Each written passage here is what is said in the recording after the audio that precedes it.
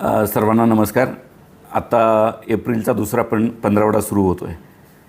मागील काही दिवसापासून राज्याच्या सर्वच भागामध्ये, सातारा जिल्ह्याच्याही पूर्व भागामध्ये, सातारा शहरामध्ये तापमान 40 डिग्री सेल्सिअसपेक्षा वाढलेलं दिसून येतं आहे.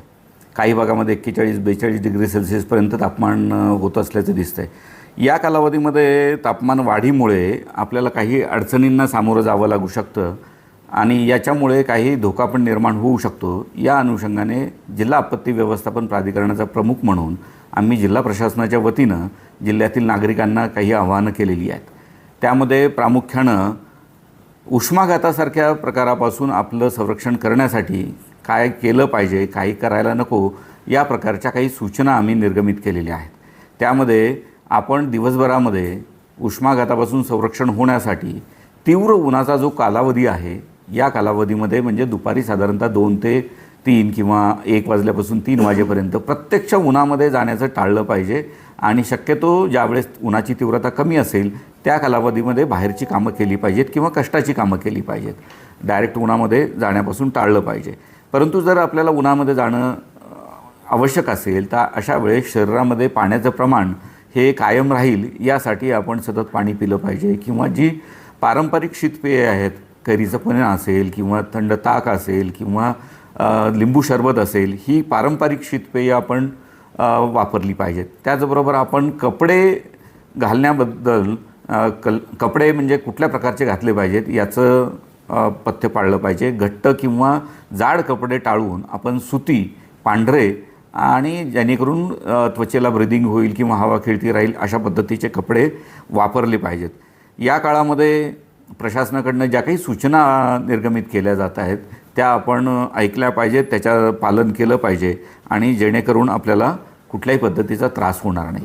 पण दुर्दैवाने काही व्यक्तींना त्यांच्या शारीरिक क्षमतेच्यामुळे किंवा काही वेळेस त्रास जर झाला, काही डोकेदुखीसारखा, अशक्तपणासारखा किंवा चक्कर वगैरे यायला लागली तर ताबडतोब त्यांनी डॉक्टरांशी संपर्क साधला पाहिजे आणि आत्ता यापूर्वी सांगितल्याप्रमाणे जर काही आपल्याला पाण्याच्या कमतरतेसारखी जाणवत असेल तर ताबडतोब पाणी पिलं पाहिजे.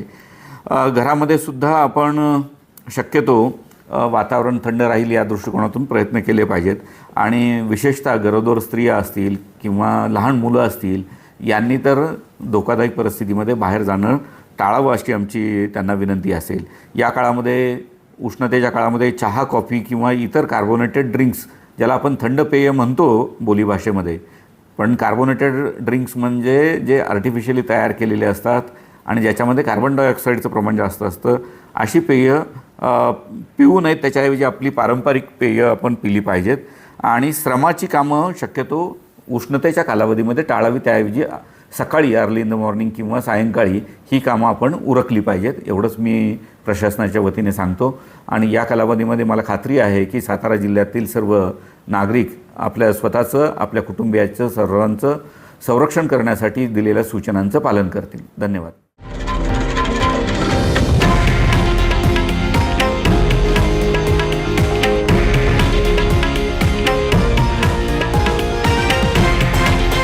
हे आहे देशातील नंबर 1 न्यूज नेटवर्क आणि आपण पाहत आहात TV9 मराठी, एकमेव.